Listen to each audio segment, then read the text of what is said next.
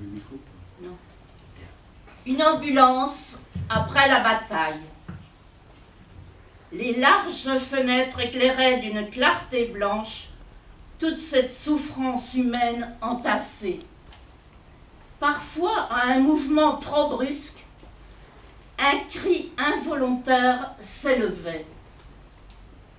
Tout au fond, une plainte douce, presque chantante, ne cessait pas. Et le silence se faisait plus profond. Une sorte de stupeur résignée, le morne accablement d'une chambre de mort que coupaient seuls les pas et les chuchotements des infirmiers. Les blessures pansées à la hâte sur le champ de bataille, quelques-unes même demeurées à vif, étalaient leur détresse entre les lambeaux des capotes et des pantalons déchirés. Des pieds s'allongeaient, chaussés encore, broyés et saignants. Des genoux et des coudes, comme rompus à coups de marteau, laissaient pendre des membres inertes. Il y avait des mains cassées, des doigts qui tombaient, retenus à peine par un fil de peau. Les jambes et les bras fracturés semblaient les plus nombreux, raidis de douleur, d'une pesanteur de plomb. Mais surtout, les inquiétantes blessures étaient celles qui avaient troué le ventre, la poitrine ou la tête. Des flancs saignaient par des déchirures affreuses.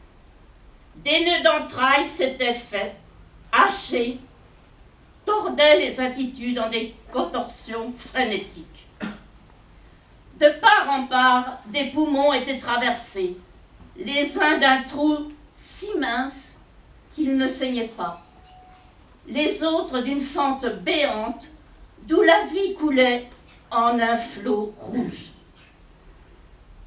Et les hémorragies internes, celles qu'on ne voyait pas, foudroyaient les hommes tout d'un coup délirants et noirs. Enfin, les têtes avaient souffert plus encore. Mâchoires fracassées, bouillies sanglantes des dents et des mâchoires.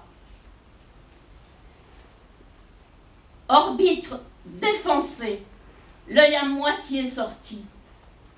Crânes ouverts, laissant voir à la cervelle. Tous ceux dont les balles avaient touché la moelle ou le cerveau étaient comme des cadavres, dans l'anéantissement du coma, tandis que les autres, les fracturés, les fiévreux, s'agitaient, demandaient à boire d'une voix basse et suppliante.